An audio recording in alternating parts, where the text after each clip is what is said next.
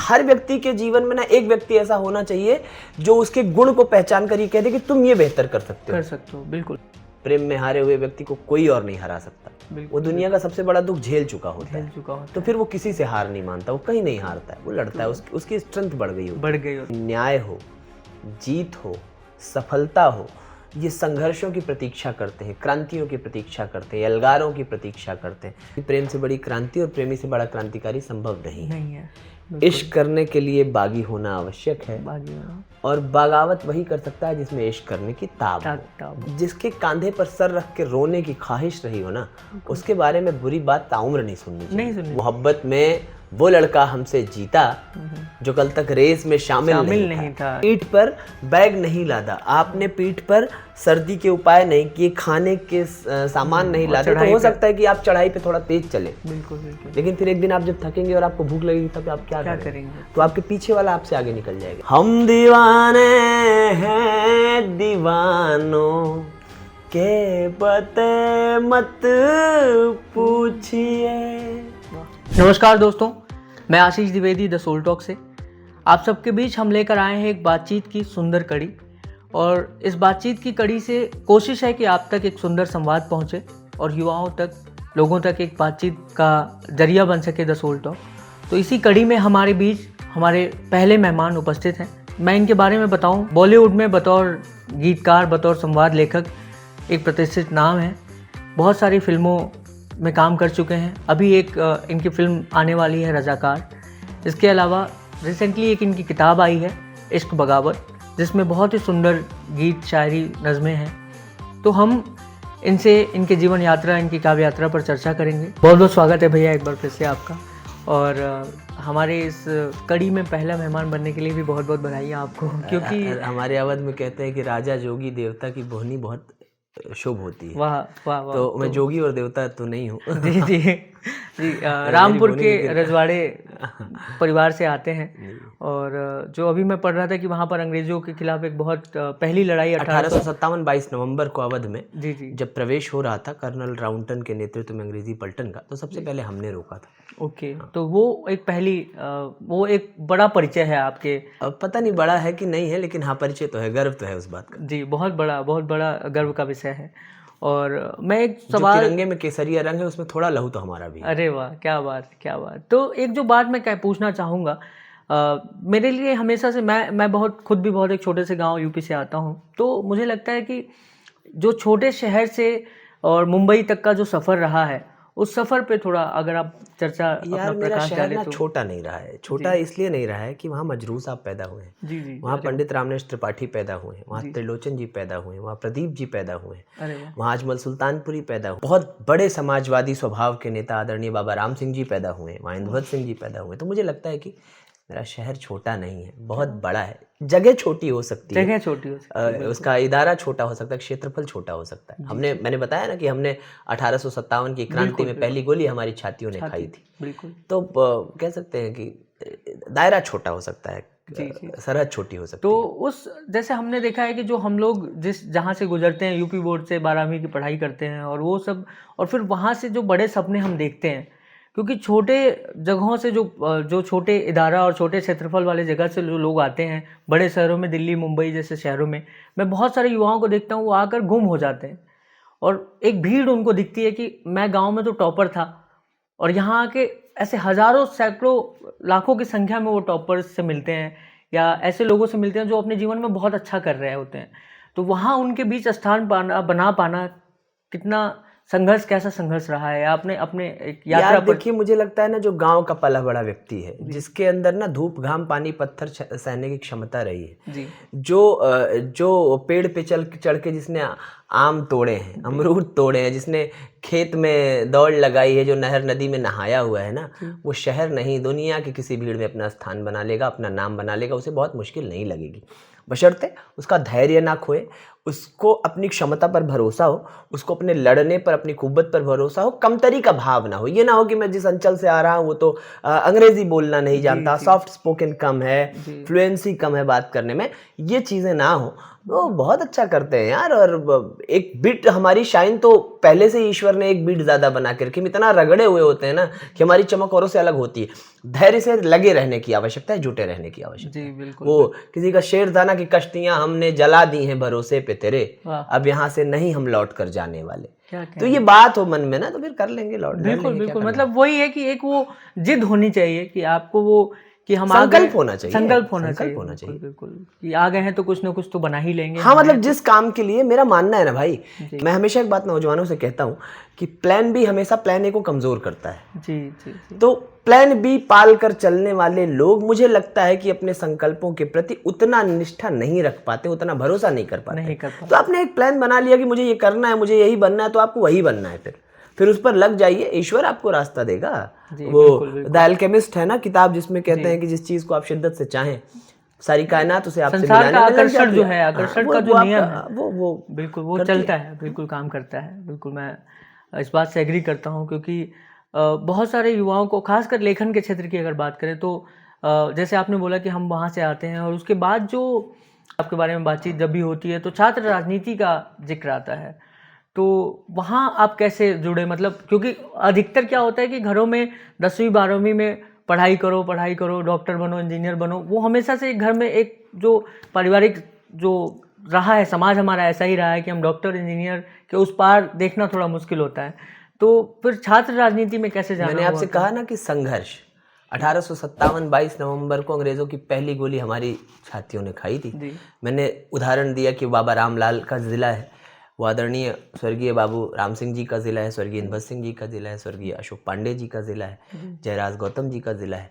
Politically अगर मैं बात करूं तो बहुत स्ट्रांग मिट्टी है। और जिस परिवार से मैं आता हूं उसका परिचय मैंने पहले ही दिया। तो माँ गुण बछरू पिता गुण घोड़, न बहुते थोर के थोर अवधि में कहते हैं। तो वो मिट्टी में मेरा निर्माण हुआ है, तो वो राजनीति तो रहेगी, संघर्ष करने की कुव्वत रहेगी, उससे कहाँ आदमी भागेगा। और उस यात्रा में जब आप निकलते हैं तो आपको एक आकार मिलने लगता है, कुछ साथी मिलते हैं जिसके तहत आप चलना शुरू करते हैं।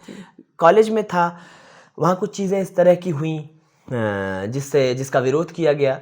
एक विद्रोही स्वभाव था बचपन से, जिसके लिए लड़ना, बोलना और आवाज़ उठाना जो शगल था, एक कह सकते हैं ना कि एक नशा था कि मुझे करना ही है, मुझे कहना ही है, मैं तो बोलूँगा। तो उसमें जब आप रहते हैं, हर व्यक्ति ना शुरू में विद्रोही होता है, बस मुझे आकार मिल गया शायद। तो छात्र राजनीति पे कुछ साथी वहाँ थे जो सीनियर थे मेरे, अभिषेक सिंह राणा थे, तेज बहादुर पाठक जी थे जी। मैं उनसे जुड़ा और फिर उनके साथ संघर्ष सीखा, उनके साथ छात्र राजनीति सीखी और वही किया। अरे वाह। तो उस समय की कोई ऐसी सुंदर याद जो साझा करना चाहें? हर याद उस समय की सुंदर है। मेरे दोस्तों ने, मैं हमेशा कहता हूँ ना कि मेरे दोस्तों ने, सबके दोस्त सबकी ज़रूरत पूरी करते हैं। मेरे दोस्तों ने मेरे शौक़ पूरे किए हैं, वो ईशू हों, राकिब हों, अजय हों, बंटी हों, विजय भाई हों, प्रमोद हों, आलोक भाई हों, या मधुक भैया हैं, अकरम हों, तमाम मेरे ऐसे दोस्त हैं ना जिन्होंने उस यात्रा को बड़ा खूबसूरत बना के रखा। उन्होंने कभी कमी नहीं महसूस होने दी। मैं तब अमीर था, आज मैं थोड़ी अमीर हूँ। अपनी कमाई से मेरी अमीरी नहीं है। मेरी अमीरी तभी थी कि जब किसी आंदोलन के लिए मुझे दिल्ली निकलना हो ना, तो चंदे लग के मुझे पैसे मिल जाते थे। मुझे किसी चीज़ के लिए लखनऊ जाना हो तो व्यवस्था हो जाती थी। मेरे जूते कहाँ से आएंगे, मेरा कुर्ता कहाँ से आएगा, मेरी गाड़ी में तेल कहाँ से आएगा, ये मेरे दोस्त तय करते थे और वही व्यवस्था करते थे। तो मुझे लगता है ना कि असद भाई थे, असद जमाली, तो ये जो उस समय का एक कोलैबोरेशन था, कह सकते हैं आप। एक मुट्ठी बंद के, मुट्ठी भर के जो जेब में डालता, यूनिटी मैं क्या कहूँ यार, मैं उस बात को, यूनिटी से भी बड़ी चीज़ है वो। तो वो उससे सुंदर याद नहीं है कि मेरी जेब में कुछ नहीं रहता था, मेरे दोस्त रहते थे। और इसलिए मैं कहता हूँ कि ईश्वर, जिनके लिए बहुत दुआ करता हूँ ना, ईश्वर इनके लिए कुछ कर दे, तो मैं उनके लिए यही दुआ करता हूँ कि मेरे जैसे दोस्त मिल जाए उन्हें। क्या बात, जैसे दोस्त मुझे मिले वैसे दोस्त उनको मिल जाए, जीवन बदल जाएगा उनका। क्या बात है, क्या बात। तो आपके दोस्तों के लिए हमारी तरफ से भी बहुत सारी दुआएं, जो इतना साथ उन्होंने दिया है। और वो कहते हैं ना कि किसी एक व्यक्ति के निर्माण में बहुत सारे लोगों का हाथ रहता है, जो शायद कभी, मैं हमेशा कहता हूँ, मुझ में आखिर मेरा क्या है, कतरा कतरा दुनिया का है। आए हाय वाह। एक दुनिया के अंदर मैं हूँ, मेरे अंदर एक दुनिया है। तो जो मेरे अंदर एक दुनिया है ना, वो मेरे दोस्तों की है अभी। मेरे एक भाई हैं, मोनू ठाकुर हैं, सतीश हैं, बादल हैं, बहुत सारे ऐसे साथी हैं ना जिन्होंने चुटकी चुटकी करके मुझे बनाया है, मुझे बड़ा किया है। बिल्कुल बिल्कुल, तो इस तरह से चीज़ें हुई हैं। क्या बात है। तो ये फिर छात्र राजनीति में थे, तो वहाँ से फिर लेखन की यात्रा कैसे शुरू हुई? मतलब क्योंकि लेखन और छात्र राजनीति दो, जैसे ऐसा लगता है कि जैसे आदमी जब कॉलेज में होता है तो स्लोगन्स लिखना और वो सब जब होता था तो वो तो एक पार्ट था। देखिए चंद्रशेखर जी एक बात कहते थे कि क्रांति नारों से नहीं विचारों से आती है, राजनीति विचारों से होती है और शायरी भी विचारों से होती है। तो अगर आपकी भाषा में क्रांति नहीं है, आपकी सोच में क्रांति नहीं है, तो आपकी मुट्ठियों की आग कमजोर पड़ेगी, आपका इंकलाब कमजोर पड़ेगा। राजनीति का और लिखने का ना बड़ा अनुपम संयोग रहा है। आप पंडित अटल बिहारी वाजपेयी जी को देख लीजिए, आप वीपी सिंह जी को देख लीजिए, आप महात्मा गांधी को देख लीजिए, रघुपति राघव राजाराम भगत सिंह को देख लीजिए कि मेरे जिस्मों पे जो ये घाव है फूलों के गुच्छे हैं, हमें पागल ही रहने दो कि हम पागल ही अच्छे हैं। तो राम प्रसाद बिस्मिल जी को देख लीजिए। तो ये लिखने का और संघर्ष का बड़ा अनुपम रिश्ता है, इसमें कुछ अलग नहीं है। ये अगर मैं प्रैक्टिकली बात करूं तो ये जो सिंकनेस है या ये जो कोलैबोरेशन है ना, ये बड़ा वर्क करता है। जी। ईश्वर इसीलिए ये मसाले मिला के भेजते हैं ऐसे लोगों को। मतलब वो कहीं ना कहीं वो विचार बहुत हिम्मत देते हैं, लिखने में भी बहुत धैर्य भी देते हैं। कभी ऐसा समय आता है जब आपको जीवन में लगता है कि यार अभी नहीं कुछ हो रहा है, तो फिर वो समय याद आता है कि हम तो क्या क्या करके आए हैं, तो ये तो समय निकल ही जाएगा। ये बहुत सही बात आपने कही कि जब मैं होपलेस होता हूँ, जब मेरा मन थोड़ा सा उदास होता है कि लगता है यार नहीं क्रैक हो रही चीज़ें, तो मैं अपने YouTube पे पुराने वीडियोस देखता हूँ कि जब मैं छात्र आंदोलनों में बोलता था, जब मैं लड़ता था और जिला प्रशासन खड़े हो जाता था सामने घुटने टेक के, हक की लड़ाइयों के लिए हम जीत लेकर आते थे, संघर्षों को ढाल कर पिघाल कर न्याय के बराबर आकार देकर न्याय लेकर इस तरफ आते थे। वो कहानियाँ जब मैं पढ़ता हूँ, पुरानी पोस्ट पढ़ता हूँ, पुराने लेख पढ़ता हूँ, तो बहुत ऊर्जा मिलती है, कर लेंगे भाई, ये भी कर लेंगे। एग्जैक्ट वही चीज़, मतलब संघर्षों की जो पुरानी कहानियाँ है ना, वो हमेशा आपको आजीवन हिम्मत देती रहती हैं, चाहे आप उम्र के किसी भी पड़ाव में हो। तो लेखन की अगर बात करें तो कौन शुरुआती दिनों में किसके साथ आप शुरुआत हुई, मतलब अगर लेखन की बात करें तो किसके साथ शुरुआत हुई, ये ठीक कह पाना मैं कैसे बताऊं, क्योंकि घर में माहौल बड़ा अच्छा था। मैंने बहुत बार ये बोला है, मेरे दादा साहब थे, उनके साथ हमारी दादी थी, अम्मा थी, उनके साथ उनके हाथ से खाना खाते हुए, उनके पास लेटकर कहानियां सुनते हुए, वो किससे कहानियां जो सुनाई गई दादा साहब के साथ चौपाल में या बाहर दरवाजे पर बैठे, जैसे हमारे गांव में मड़हा कहते हैं, वहाँ बैठकर जो लोग बौद्धिक लोग आते थे, फला प्रिंसिपल साहब आए, फला अंग्रेजी के विद्वान आए, फला उर्दू, हमारे यहाँ दुआर बोलते हैं उसको। हाँ वही दुआर पे। तो उसी पे बैठ के जो चीज़ें आई मन में, जो मेरी निर्मिति में, मेरे मानसिक विकास में चुटकी करके वो चीज़ें पढ़ती नहीं, उसने लिखने पढ़ने का आकार दिया। उस समय फैज साहब पे बहुत चर्चाएं होती थी, अहमद फराज साहब पे होती थी, दिनकर जी पे होती थी, मानस पर होती थी, तो वो चीज़ें अंदर आई। ये तो बहुत सुंदर। और ये कहीं ना कहीं वो जो बचपन होता है हमारा, वो आजीवन हमारे साथ रहता है। उस समय जो थॉट्स हमारे अंदर डाले जाते हैं, जो भी विचार आते हैं, कहीं ना कहीं आजीवन हमारे आगे बढ़ने में हमारे मदद करते रहते हैं।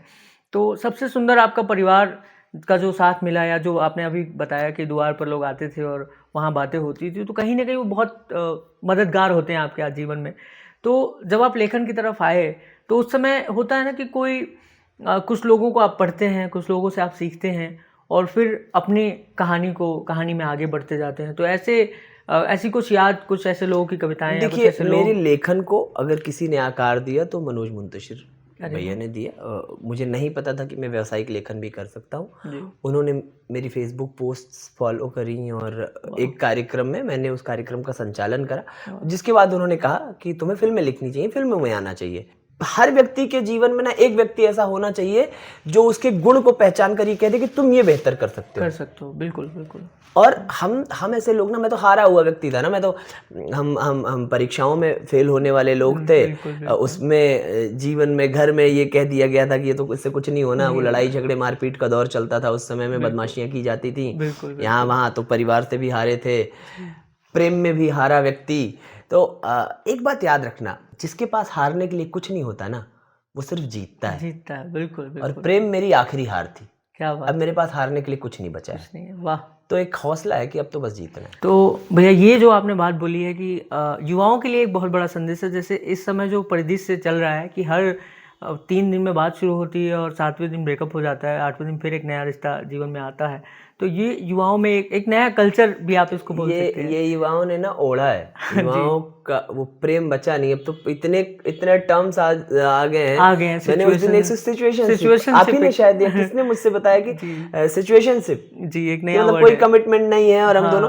तो ये आपने ही बोया है ना, जैसा पेड़ लगाया है वैसा ही फल मिलने वाला है। आपने ऐसा माहौल बना दिया है। प्रेम बहुत पवित्र चीज है, बहुत पायस चीज है। और प्रेम से ज्यादा आनंद, प्रेम से ज्यादा आत्ममुग्धता और प्रेम से बड़ा दुख। बिल्कुल फिर बता रहा हूँ, प्रेम में हारे हुए व्यक्ति को कोई और नहीं हरा सकता। वो दुनिया का सबसे बड़ा दुख झेल चुका होता है। तो फिर वो किसी से हार नहीं मानता, वो कहीं नहीं हारता है, वो लड़ता है। उसकी स्ट्रेंथ बढ़ गई होती है। शेर है ना आदम साहब का कि बज़ाहिर इश्क की दुनिया में जो नाकाम होता है, कहीं हिटलर, कहीं रूसो, कहीं खयाम होता है। क्या कहना तो सबकी यात्राएं ऐसी ही होती हैं। हम लोग बहुत चीज़ों से हारते हैं, फिर वो संघर्ष करते हैं और कहीं ना कहीं और एक तरह से अलग भी होती है हर किसी। देखो, हार जाना और हार मान लेना दो अलग बातें, एक ही बात नहीं है। पहली चीज, हार जाना आपकी किस्मत में, आपके हक में नहीं है उसका फैसला। कोई मतलब प्रकृति ऐसा कर सकती है कि आप हार सकते हैं, पर आप हार मान लेना ये आपके इख्तियार में। अगर आप हार मान लेते हैं तो आपने अपनी मनमर्जी से माना है। अगर आप हार नहीं मानते हैं ना, आप लड़ते रहते हैं ना, तो एक दिन जीत को मैं हमेशा कहता हूँ कि न्याय हो, जीत हो, सफलता हो, ये संघर्षों की प्रतीक्षा करते हैं, क्रांतियों की प्रतीक्षा करते हैं, अलगारों की प्रतीक्षा करते हैं। जिस दिन आपकी मेहनत इनके बराबर गल कर आकार ले पाए, आप अपने भीतर की आग को गलाकर उस आकार में ढाल पाए जिस परिणाम की आप प्रतीक्षा में हैं, उस प्रतीक्षा के बराबर आकार दे पाए अपने संघर्ष को, अपने संकल्प को, वो आपके बीच आएगी, आपके सामने आएगी। ये क्रिया प्रतिक्रिया का नियम लगता है, जितना आप देंगे उतना आपको मिलेगा। इस दुनिया में जो सबसे बड़े नाम हुए हैं, वो राम जी हो, वो बुद्ध भगवान हो, वो कृष्ण हो, इन सब ने अपना घर छोड़ा है, इन सब ने हिजरत का दुख झेला है, परिवार से दूर रहे हैं जी। और इस दुख के बदले में, इस हिजरत के बदले में इन्हें ख्यातियां मिली, इनका नाम आज जपा जाता है। तो प्रकृति ना कीमत लेती है आपको कुछ देने की। बिल्कुल सही बात है। तो एक जो चीज़ मैं लेखन की चर्चा कर रहा था आपसे, तो लेखन में जैसे अभी इंकलाब की बात चल रही थी, न्याय की बात चल रही थी, कोई ऐसी नज्म, कोई ऐसी कविता जो आपने उन दिनों लिखी हो, या जो मुझे लगता है कि जब 90s के बाद से ऐसे बहुत कम लोग हुए हैं जो इंकलाबी नज़में, इंकलाबी और उस वजन के साथ, उस ताकत के साथ, और चूंकि उन्होंने वो समय भी जिया हुआ है, आपने वो समय भी जिया हुआ है, छात्र राजनीति का न्याय मांगने का समय आपने जिया हुआ है। तो अगर ऐसी कोई गीत, ऐसी देखिए, इश्क पे लिखना इसलिए आसान है, अगर आपको इश्क नहीं भी है तो भी आप लिख सकते हैं, क्योंकि इश्क पे भतेरी चीज़ें फैली हुई हैं दुनिया में। आप दूसरा कोई आपका पार्टनर मोहब्बत में होगा, रो रहा होगा, हंस रहा होगा, गा रहा होगा, फिल्में आप देखते हैं। इंकलाब नॉर्मल चीज़ नहीं है, इसको लिखने के लिए जीना पड़ता है। आपको उन तमाम आपदाओं, विपदाओं और ताड़नाओं से गुजरना पड़ता है जिसकी आप कल्पना भी नहीं कर सकते हैं। तो मैं वो नज्म आपको सुना देता हूँ, मैंने जेल में लिखी थी वो एक आंदोलन के बाद। सब कुछ मध्यम मध्यम सा है, हर आँख में कोई गम सा है। सब कुछ मध्यम मध्यम सा है, हर आँख में कोई गम सा है। कोई बोल ना रहा, हाय तौबा, लब खोल ना रहा, हाय तौबा। तू नहीं कहे तो राजा सब धन खाएगा, तू चुप बैठा तो इनकलाब मर जाएगा। तो बोल साथी, दबा के बोल साथी, ज़बा को खोल साथी। क्या कहने, तू कुछ तो बोल साथी, ज़बा को खोल साथी, दबा के बोल साथी। क्या कहने, तू कुछ तो बोल साथी। मंजिल तक आना है तुझको, लेकिन रास्ता छोड़ के। अभी आरओ की परीक्षाओं के पेपर लीक हुए, पुलिस की परीक्षा के पेपर लीक हुए। ऐसी अवस्था में जो व्यक्ति 10-10 घंटे, 12-12 घंटे जाग के तैयारी कर रहा है, पढ़ाई कर रहा है, वो एक दिन उसका सपना से चट से करके टूट जाता है। हो सकता है कोई व्यक्ति अपनी आयु के आखिरी बॉर्डर पे खड़ा हो, अब वो कभी उस परीक्षा में भाग नहीं ले पाएगा। ये इसलिए पंक्तियां उनको समर्पित है जो ये परीक्षाएं कंडक्ट कराते हैं और बाद में अपना कॉलर झाड़ते हुए उस बात को मानने से भी इंकार करते हैं, उस आरोप को मानने से भी इंकार करते हैं। मंजिल तक आना है तुझको लेकिन रास्ता छोड़ के आ, मंजिल तक आना है तुझको। पूरी दुनिया में हम सबसे आबादी वाले देश हैं और इस आबादी में सबसे ज्यादा नौजवान है। इस लोक में सबसे, जिस लोकतंत्र का हम दम्भ बढ़ते हैं, उस लोक में सर्वाधिक नौजवान है। और उसी नौजवान का हाथ बांध के हम क्या चाहते हैं? मंजिल तक आना है तुझको लेकिन रास्ता छोड़ के आ, मंजिल तक आना है तुझको लेकिन रास्ता छोड़ के आ। हाथ बांध के बोला हमसे पांव खुले हैं दौड़ के आ, हाथ बांध के बोला हमसे पांव खुले हैं दौड़ के आ। कोई बोल ना रहा हाय तौबा, लब खोल ना रहा हाय तौबा। तू नहीं लड़ा तो अपने पर कटवाएगा, तू चुप बैठा तो इंकलाब मर जाएगा। तो बोल साथी, दबा के बोल साथी, ज़बान को खोल साथी, तू कुछ तो बोल साथी, तू कुछ तो बोल साथी, तू कुछ तो बोल साथी, तू कुछ तो बोल रे साथी। क्या कहने हैं भाई, क्या कहने। वाह, मतलब दिल खुश हो गया ये नज़्म सुनकर। बहुत ही कमाल भैया। मतलब बहुत समय बाद मैं ऐसी कोई रचना सुन रहा हूँ जो युवाओं के लिए और जो इस पूरे समाज को ये इंगित करता है कि आपको और भी गम है जमाने में मोहब्बत के सिवा, और राहतें और भी है वस्ल की राहत के सिवा। तो मुझे लगता है समाज में है नजर जख्म बहते हुए अमरोज के तन्नूरों से, वाह, पी बहती हुई गलते हुए नासूरों से लौट जाती है उधर को भी नजर क्या कीजिए। अब भी दिलकश है तेरा हुस्न मगर क्या कीजिए। और भी दुख हैं जमाने में मोहब्बत के सिवा, राहतें और भी हैं वस्ल की राहत के सिवा। इसके अलावा हम अगर आपके लेखन की जब यात्रा आगे बढ़ी और उसके बाद आप तो पहले आप बॉलीवुड में सक्रिय हुए, उसके बाद किताब लेखन की तरफ आए, या किताब लेखन की यात्रा? किताब ऐसा कुछ यात्रा, देखो अब इस बात को मैं बहुत ग्लोरीफाई करके कहूँ तो मैंने सोचूं कि हाँ मैं बैठा और मैंने किताब लिखनी थी तो मैं लिखने बैठा और मैं लिख दिया, ऐसा नहीं है। किताब मेरी कविताओं का वो संकलन है जो बहुत दिन से, मेरा एक छोटा भाई है शुभम सरकार, उसने मेरी कविताएं बचा कर रखी हुई थी मुझसे। मैं बहुत लापरवाह आदमी हूँ, बहुत चीज़ें मेरी खो गई अलग अलग फ़ोन्स में, अलग अलग नोट पैड्स में और जहाँ तहाँ से। शुभम ने वो चीज़ें इकट्ठा करके रखी थी, वो कंपाइल हुई और किताब की शक्ल ले ली। ऐसा कुछ नहीं है कि मैं बैठा और मैंने लिखने और मैंने फिर किताबों पे पेज 1 से आखिरी पेज तक छाप के बहा दिया, ऐसा नहीं। वो एक लंबे समय की यात्रा में कही गई कविताएं हैं, वो पूरी यात्रा है। हाँ। तो किताब का शीर्षक है इश्क बगावत। पहले तो मैं इश्क बगावत के ही बारे में कहूँगा कि ये नाम कैसे आया? यार देखो, मेरा मानना है ना कि प्रेम से बड़ी क्रांति और प्रेमी से बड़ा क्रांतिकारी संभव नहीं है। इश्क करने के लिए बागी होना आवश्यक है, और बगावत वही कर सकता है जिसमें इश्क करने की ताब हो। दोनों एक दूसरे के पूरक हैं। अगर आप क्रांतिकारी नहीं है तो आप प्रेम नहीं कर सकते हैं। ट्रू। और अगर आपके भीतर प्रेम नहीं है तो आप क्रांति नहीं कर सकते हैं। बिल्कुल। भगत सिंह के मन में अगर मातृभूमि से प्रेम न रहा होता वो तो कभी क्रांतिकारी न होता। अगर किसी प्रेमी के मन में, मजनू के मन में क्रांति नहीं रही होती तो बगावत न कर जाते, वो सहरा धूल धूप न छान मारते। तो इसलिए इश्क बगावत इसका नाम है। दूसरा एक बड़ा कारण ये है कि इश्क बगावत में ये इनकलाबी नज़में भी हैं, कविताएं भी हैं और प्रेम की भी कविताएं हैं। तो दैट्स व्हाई ये दोनों ये अलग कारण। हाँ, आप अपने मन से उसका मतलब निकाल सकते हैं जी। तो मुझे सही वाली बात यही है, बाकी तो आप बिल्कुल कहने का मतलब कि अगर आपके मन में संवेदनशीलता है तो तभी वहीं से क्रांति भी उठती है और वहीं से प्रेम भी उठता है। क्योंकि समाज के प्रति अगर आप संवेदनशील होंगे तो क्रांति उठेगी, और एक पर्टिकुलर किसी चीज़ के प्रति आपका आकर्षण होगा तो वहाँ से प्रेम उठेगा। तो मुझे लगता है कि जो रचनाकार है उसके अंदर जो संवेदनशीलता है वो बहुत एक ज़रूरी अंग है उसके लेखन का, चाहे वो किसी के प्रति संवेदनशीलता हो, इमोशन, एम्पैथी जिसको हम बोल सकते हैं। तो आपके जीवन में अगर हम कविता लेखन के अलावा इस जो किताब में नज़में हैं, बहुत सिंपल सी बात पूछूंगा जो बहुत आसान भी सवाल है और सबसे मुश्किल सवाल भी यही होता है, आपने कभी प्रेम किया है? और प्रेम को जैसे होता है जीवन में, पहले प्रेम और आखिरी प्रेम की बात अभी हमारे साथ दोस्तों के बीच में एक दिन हो रही थी। तो कौन सा ऐसा प्रेम है जिसने आपको ऐसा लगा कि ये है मेरा वो आखिरी प्रेम? और उस प्रेम इस दुनिया में पैदा हुए हर व्यक्ति को होता है, हर पशु पक्षी को होता है।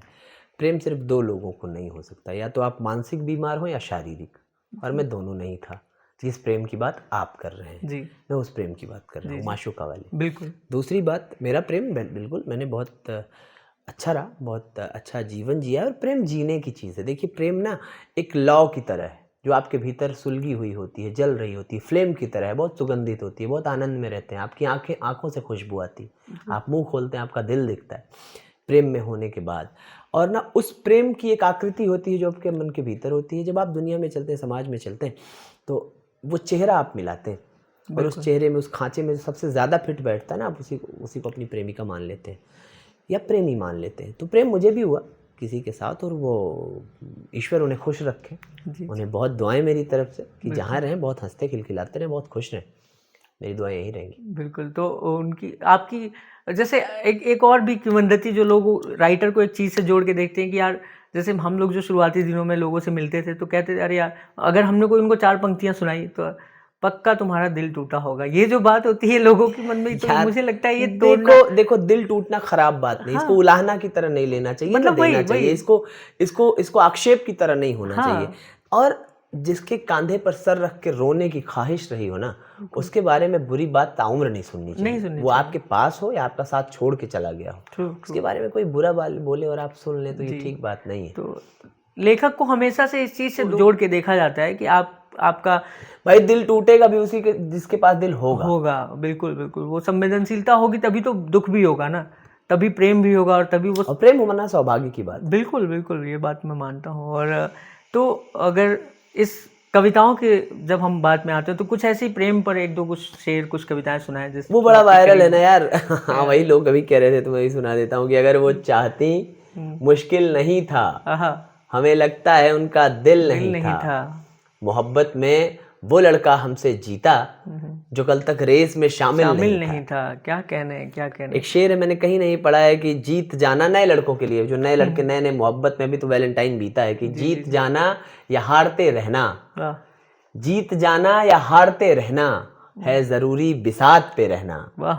लड़कियां देर से समझती हैं, फूल जूड़े में टाकते रहना। थोड़ी लंबी यात्रा है, मतलब मिलेगा।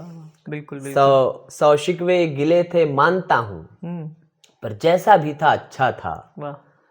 उस धूल में भी खुशबू थी, उस शहर से रिश्ता था। एक तुम हो जो हर बात में तुम कह के लड़ने लगते हो। एक वो था जो हम लड़ भी जाएं तो माथा चूमने लगता था। क्या कहने। वाह वाह वाह वाह। वो हो, अभी एक शेर नया हुआ है, मैं वो सुनाता हूँ अगर मुझे याद है तो, कि कहाँ मिलेगा मेरा दिल जो खो गया मुझको। वाह। कहाँ मिलेगा मेरा दिल जो खो गया मुझको, मैं और क्या क्या करूं तू ही अब बता मुझको। क्या बात है। मैं और क्या क्या करूं तू ही अब बता मुझको। ये कहते कहते कि तेरा हूं थक गया हूं मैं। वाह। ये कहते कहते कि तेरा हूं थक गया हूं मैं।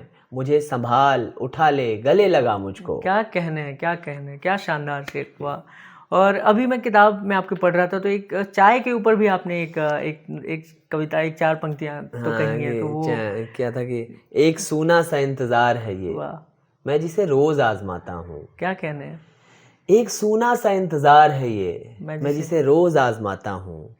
तुम नहीं आते हो मगर फिर भी चाय मैं 2 ही कप बनाता हूँ। क्या बात है। क्या कहने। तो मुझे लगता है कि मैं खुद चाय बहुत पसंद करता हूँ, तो दिन में हमारी चाय पे कई बार चर्चा होती रहती है, तो इसलिए भी ये पंक्ति मुझे याद रहेगी कि तुम्हारे साथ का वादा था लेकिन, अकेले चाय पीनी पड़ रही है। क्या कहने। तो और कोई ऐसी खूबसूरत, कोई ऐसा एक नज्म है, कोई ऐसी गीत, कभी आपने गीत लिखा हो कोई ऐसा, या कोई जो आप प्रेमी प्रेमिका प्रेम के आसपास कुछ भी कहना चाहें, फिर हम आगे मैं एक नज्म पढ़ता हूँ। मैंने सोचा कि जब 15-16 साल की उम्र में लड़का मोहब्बत करता है जी, तो पहली चीज तो ये मान लीजिए कि किसी भी किताब में ना 100% अनुभव आपके नहीं होते हैं। अगर आप इतना सारे अनुभव आपके होंगे तो फिर तो आप डिप्रेशन में चले जाएंगे और लिख नहीं पाएंगे। तो आप सामाजिक अनुभव से बिल्कुल लिखते हैं। यही दुनिया को भी समझने की जरूरत है। ये सही बात है, उस बात को ग्लोरीफाई करने में बता दें कि नहीं हम तो नैनन क्या था कि पानी पर रात को हाथ छुए नैनन के जल से पग धोए, तो मैं इतना नहीं रोया। वो नज़्म में पढ़ता हूँ। बिल्कुल स्वागत। होठ पे होठ धरे 15-16 साल के हम, आहा, ना समझ उम्र मोहब्बत का वजन और ये हम, वाह, गुड़ में घोले हुए हसास से मीठे की तरह, आहा, कच्चे मेड़ों पे हरी दूब के गुच्छे की तरह, क्या कहने, पहली बिछड़न में ढले प्यार के आंसू की तरह, आँच से उतरी हुई खीर की खुशबू की तरह, कमसिनी आई थी वो सुबह सी नहलाई हुई, आँख में नींद सी और जिस्म में कुम्हलाई हुई, वाह, दो नए रंग से एक रंग बनाने का भरम, आहा, थोड़े से ख्वाब लिए, थोड़ी सी वो, थोड़े से हम आहा, नएपन में ज़रा भी नहीं समझे कि हमें एक होने के लिए ज़ख्म उठाने होंगे, वाह, जी का मिलना भी गुनाह होगा ज़माने के लिए, ख्वाब जो सींचे थे वो ख्वाब जलाने होंगे, क्या कहने, वो लड़ी खूब लड़ी, सबसे लड़ी रूठ गई, एक हद तक थी वो मजबूत मगर टूट गई, वाह, माँ के आंसू ने मिटा डाली इबारत सारी, एक झटके में गिरा डाली इमारत सारी, क्या कहने, मैं कहाँ जाऊँ मुझे होश नहीं है कुछ भी, वाह, जानता हूँ कि तेरा दोष नहीं है कुछ भी, वाह, वाह, वाह, पर चला जाता हूँ तू खुश रहे आबाद रहे, वाह, ए मेरी जान मगर इतना तुझे याद रहे, भूल जाएंगे सभी दर्द पुराने वाले, वाह, इतना रोएंगे मेरे बाद जमाने वाले, क्या कहने, इन हवाओं का बदन सूख के मर जाएगा, है मेरे बाद कहाँ खुशबू बनाने वाले। क्या कहने, क्या कहने, जिंदाबाद, जिंदाबाद, जिंदाबाद, कमाल की नज़्म है भैया, बहुत ही शानदार।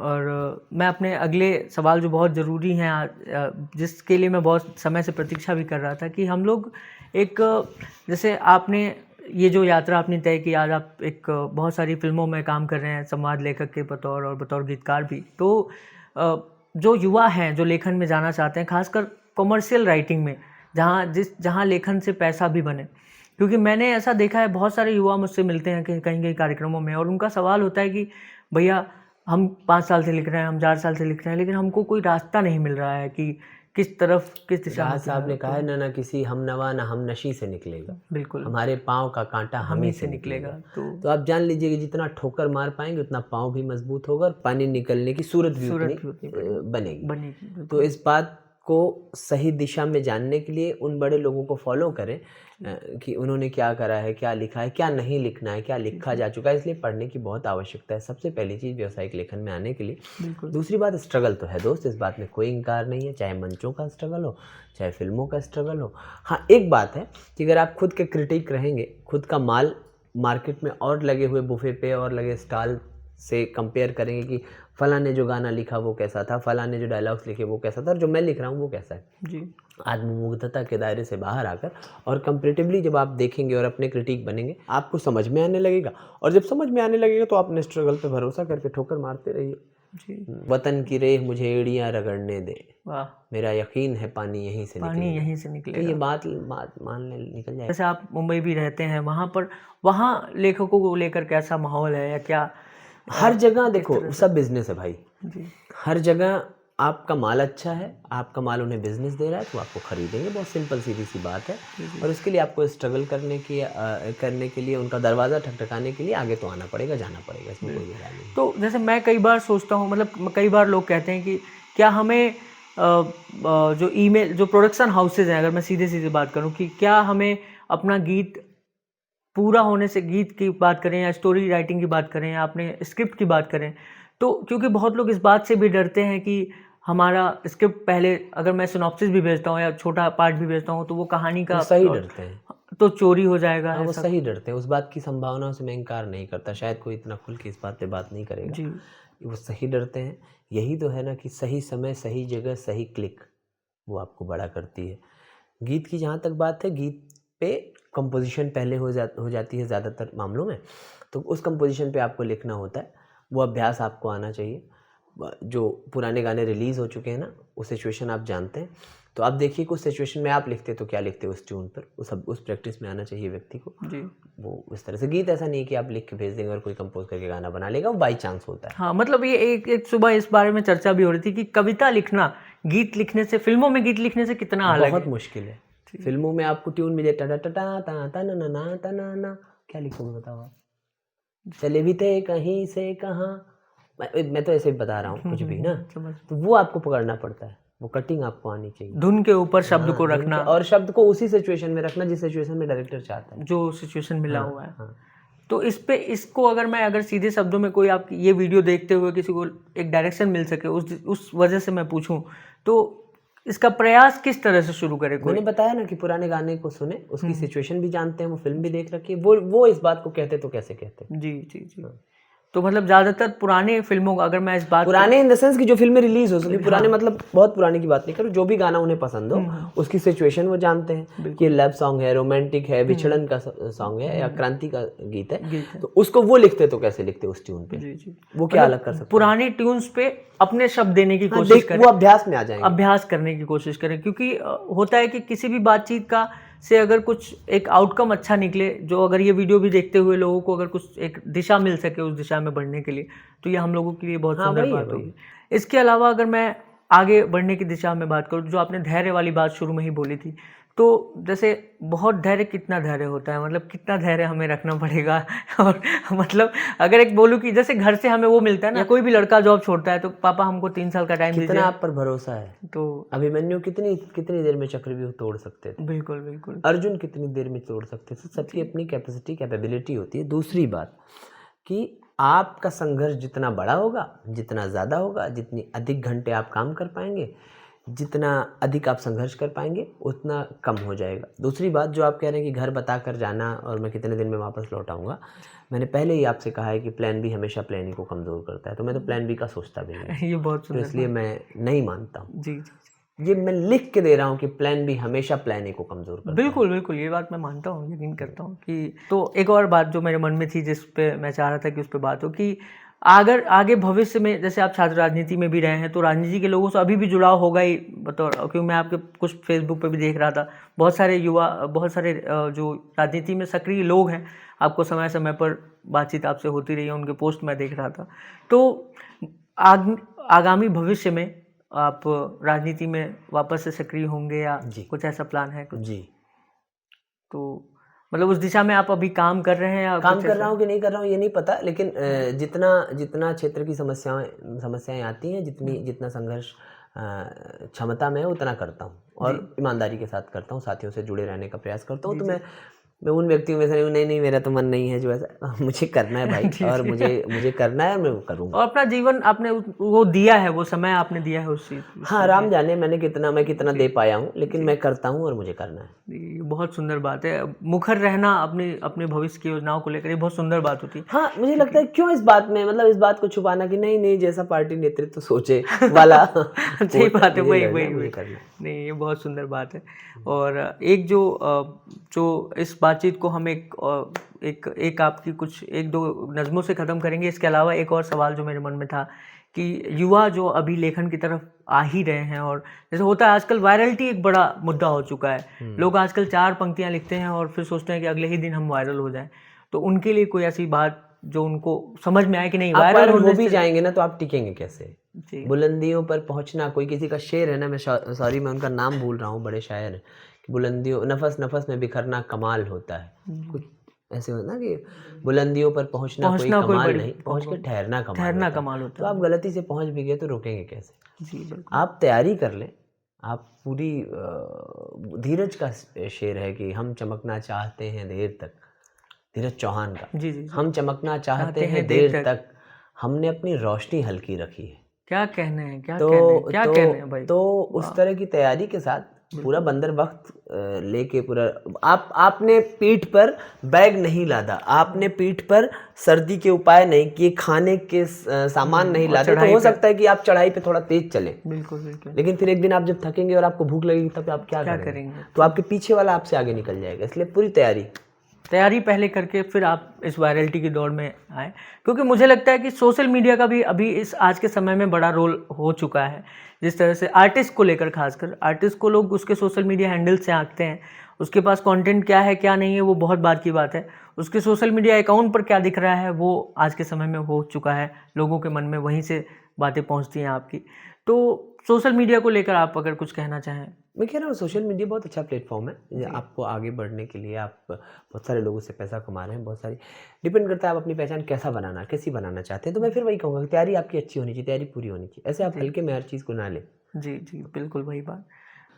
हमसे आगे जिंदगी के वाह जाविये मत पूछिए, वाह हम दीवाने हैं दीवानों के पते मत पूछिए, वाह उनके चेहरे पर लिखा होगा हमारा नाम भी, उनसे क्या रिश्ता हमारा छोड़िए मत पूछिए।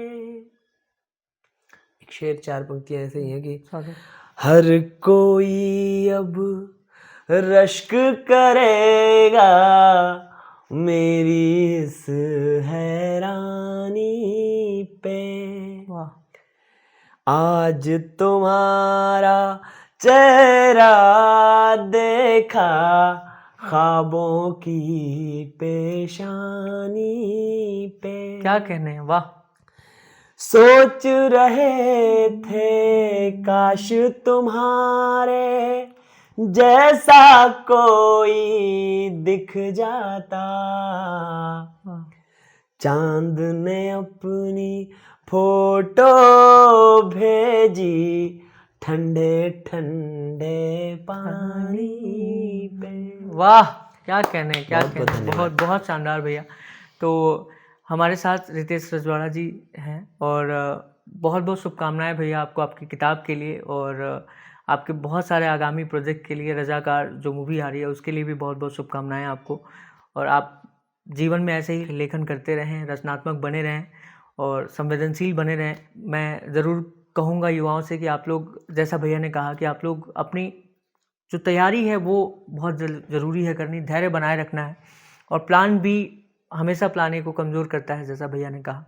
तो इन सब बातों को आप भैया से सीख सकते हैं रितेश जी, और जल्दी ही हम फिर किसी और महफिल में आपसे मुलाकात होगी। बहुत अच्छा लगा आपसे बातचीत करके। मुझे भी बहुत अच्छा लगा आशीष, बहुत बहुत शुक्रिया सर।